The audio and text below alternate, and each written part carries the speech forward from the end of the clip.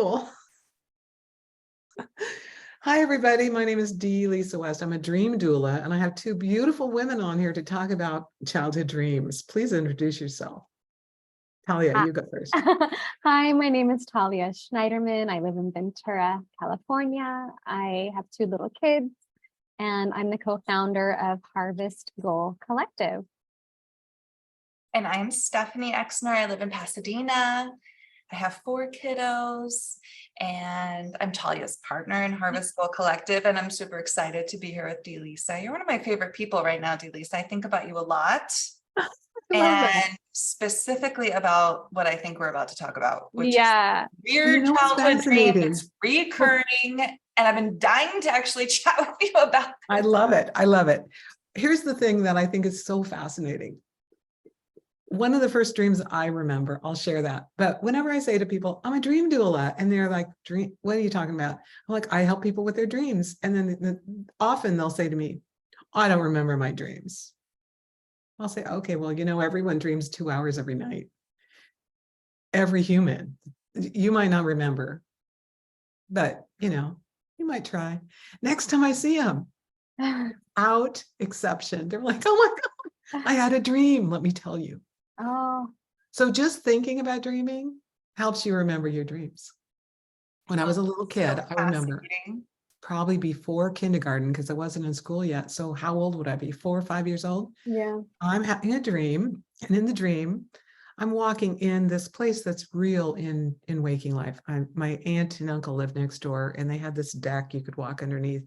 So I grew up in Seattle. So in the dream, it's raining, water's dripping down. I'm walking underneath this deck. It's dripping down on my head, and there's just a little pool of water all over this concrete patio.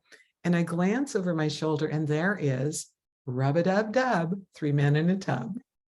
And they were real humans. They were like scrubbing their backs with the scrubber, and bubbles were coming out of the big barrel. And one of them was smoking a cigar. And he said to me, "Hey, little girl, come over here." And in the dream, I said, "No." And he said, "You have to." And I said, "I don't have to do anything. This is my dream. And if I want to, I can just wake up." And he said, "No, you can't." And so I said, "Watch." And in the dream, I put my hands on my hip. I squeezed my eyes really tight closed. And when I opened them, I was in my bed. And then, because I was a kid, I was like, I'm going back, and I'm going to say neener, neener, neener. I tried to go back to sleep and get back into that dream, but I never did. So was it a one-time dream? That was a one-time thing? Yeah. Wow. I mean, that's one of the first dreams I remember from my childhood. I could totally see how this would be formative. Having that as a little girl, and just like owning your independence and your ability to say hell no. Oh, hell no. My dream.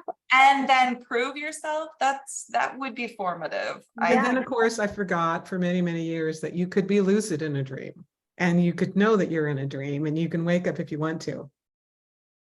Yeah, but that's for another conversation. Figure that out without knowing. So, Steph, tell us a childhood dream you have. I would love to hear. Okay, I mean, this is the one that I remember. It's recurring. I haven't had it in a while, but I used to have it very often. Like I would say once a week or more for like many, many years of my life. And I think it's because I thought about it a lot, and I would talk about it a lot. So it's that I'm maybe like 5 or 6 in the dream, and I'm with all of my family, and we're on a mountain winding road in tall redwoods. I grew up in NorCal, and so I grew up like in the mountains with a lot of tall trees. And so we're on this dirt road that's kind of winding around the side of the mountain. It feels kind of like we're maybe going Christmas tree cutting, because my family and I used to do, we'd go out in the middle of nowhere and like just plop on the side of the road and hike out and cut a Christmas tree. But we weren't doing that. We were all just like hanging out in our cars parked on this dirt road. And there's one giant redwood that's like up against the road, and there's an oven in it. And on one side of this massive tree is the forest, and it's kind of lit, you know, the sun is kind of speckling through, and the other side is really, really dark. And in the light side, when I'm looking at the light side, I'm kind of like Glenda the Good Witch from The Wizard of Oz is sort of there. And when I'm looking on the other side of this oven tree, it's the Wicked Witch of the East. And she's coming, and they're sort of like competing to kind of take me down into the forest off of this road. And that's my dream. Wow. And I'm feeling like this pull, like What's in the oven?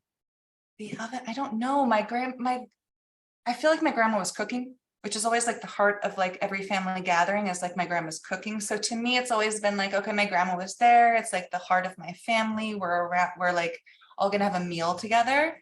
I don't know if there's anything more significant than that. How did you feel in the dream? Or how Scared. do you feel in the dream? I feel Over and over again, you say conflicted, something. scared, like I wasn't in control in the dream, I'll tell you that much. Mm. Yeah, I was being either pulled by one or the other witch, and it wasn't really up to me. Can I Kind ask of a question? opposite of your dream, Delisa, in a way. It's like these characters are here beckoning us in some way. And Yeah. I love that you were like, I'm going to take control of you. And in So my that- dream, it felt very much like, thank you. I felt very much like just at the will of these characters. Yeah. Can I ask, So the- did you ever choose, Stephanie? Just Like, a minute, let me ask Oh, her another sorry. question.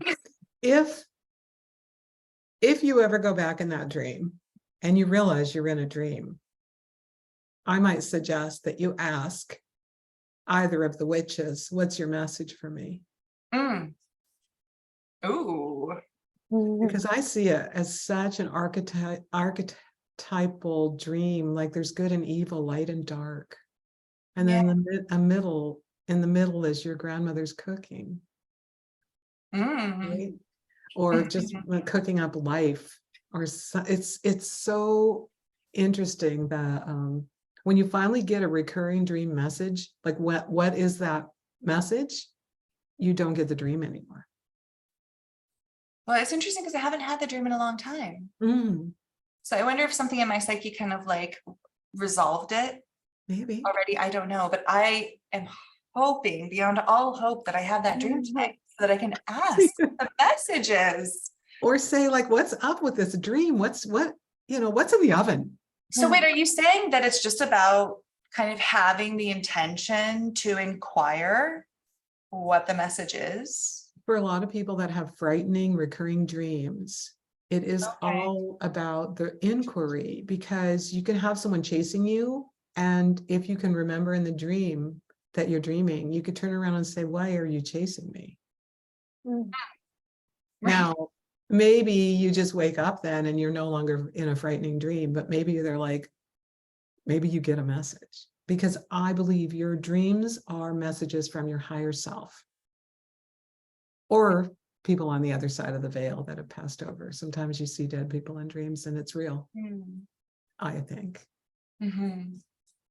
Okay, Talia, Okay. go ahead. You have a question for I'm her. sorry. I was just like, did you ever go in any direction, or you just were always in the middle? You know what? I feel like the only time I went in either direction was after I was already woken up. Mm, I feel like then I would like kind of finish up the story, so to speak, in my mind, like, oh, what would happen? You know, because I've had this dream probably 100 times in my life. yeah. And I do feel like it's only after I've woken up that I'm like, oh, I'm wondering what you're asking. Yeah. What's the message here? What's the Wicked Witch? And I'm more, okay, I'll say it now. I'm a little more drawn to the Wicked Witch. If I have to be honest, the pull is a little bit stronger there. Her energy was a little stronger. And that's what I sort of think about, is like maybe I'm drawn to the dark side. I don't know. I'd love to talk more. All I'd love to right, talk Talia, more. I'm dying to hear yours now, Talia. Mine is also similar in that I had it many, many, many, many, many times as a child. And then I haven't had it in a very long time. And I think it's because I did have a realization about it. But the dream was, so I have a very close family, and my older boy cousin, who's 4 years older than me, we are like, he was my idol as a child. I would sleep over his house. I loved him. I looked up to him. And so the dream is I'm sleeping over at his house, and his house is still to this day like a little bit creepy. Like the ceiling has like the knots of oak in it, 'cause it's like a wooden sort of ceiling like this, and the floors are really creaky. And anyway, it has this sort of like, I think it's a haunted house. I've always felt that way. But anyway, in the dream, I'm sleeping over. And then the next day, my uncle and my aunt and my cousin Darren, we go to the mall. And so we drive to the mall in the car and we park. And then they tell me that I'm too young to go in the mall and that I have to stay in the car. So they go in without me. They leave me in the car.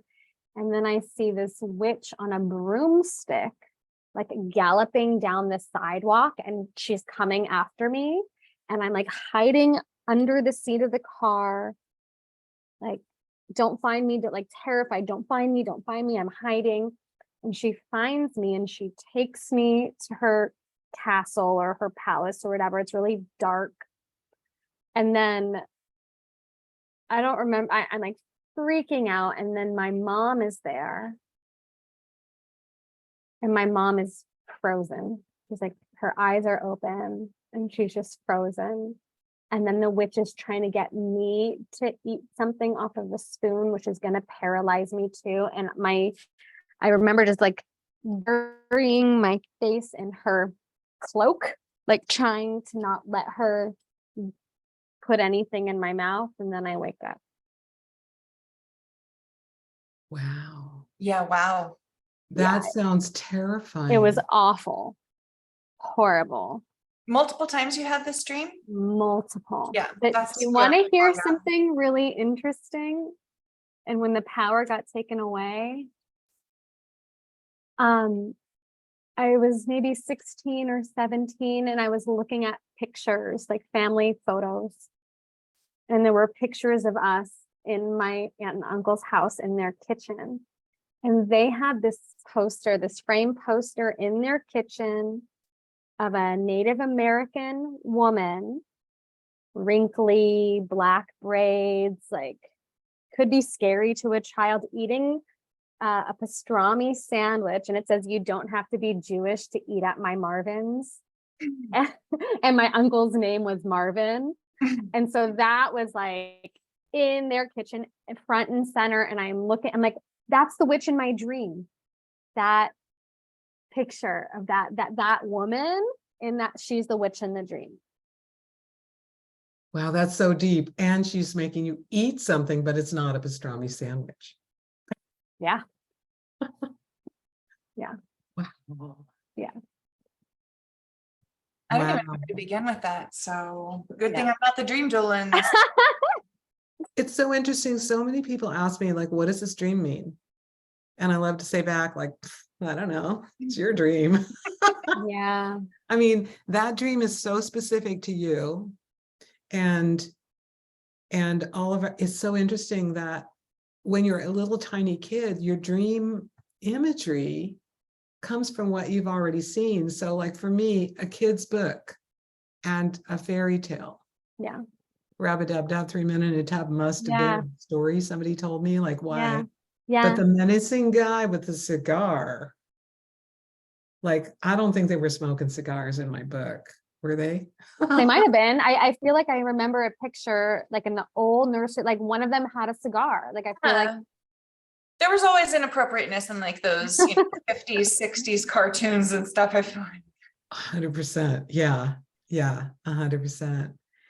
There's a beautiful way of walking through a dream that takes about an hour that Jungian psychologists would take you through, and you would ask yourself, like, what is this part of the dream saying? And what is that part of the dream saying? And what if you were the witch in your dream? What if you were the good witch? What if you were the bad witch? What if you were the oven? What if you were the car? What if you were the food you're eating? I mean, you could just go so far down the rabbit hole of what the dream means, but each dream is specific to you. And sometimes if you don't get the message, it'll come back. It'll come back and back and back until one day you're like, oh, I get it. One of my recurring dreams is someone steals my flute. Okay, do I play the flute anymore? No, played the flute when I was a kid. I still have a flute. And in the dream, I'm very, very, very upset that someone has stolen my flute. I want to call the police. I want to find them. I want to hurt them somehow. I'm just furious when I wake up. Now, I had that dream a lot before I decided that I was an artist and I could have an art studio and I could go to art school and study art. And after I did that, I no longer have that someone stole my flute dream. Because it wasn't about the flute. Right. It was the flute was a stand-in for creativity. Yeah.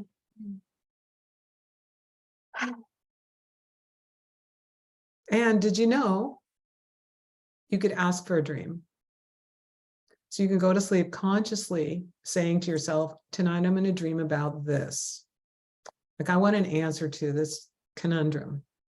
I want to dream about what I should do about this or that. Or I want to dream about that recurring dream, like, what the F does it mean?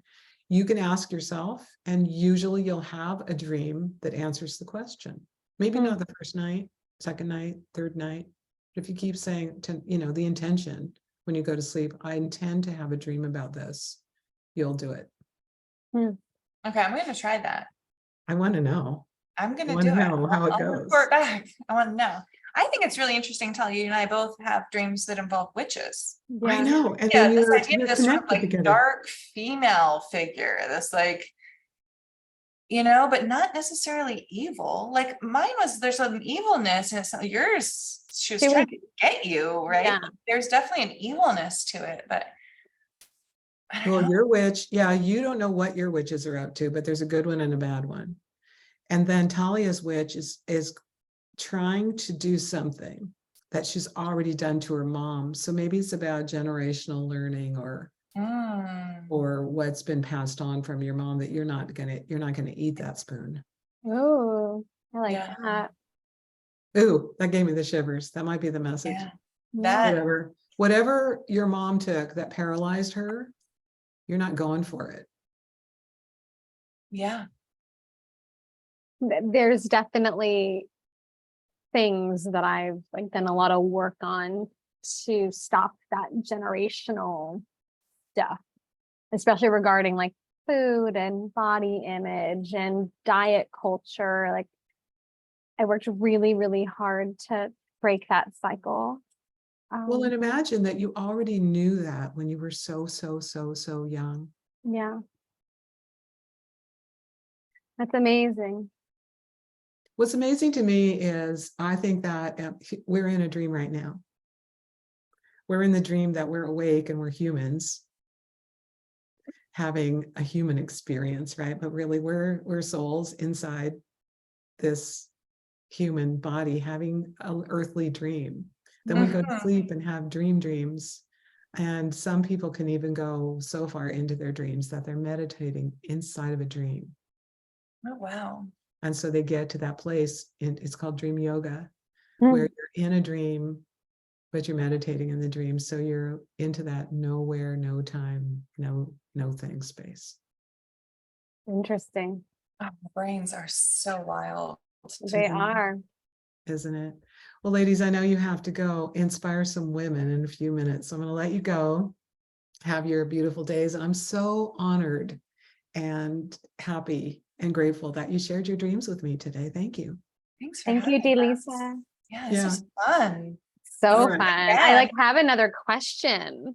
Okay. Hit me up later. We'll talk I about will. it. Okay. Okay. Thank you.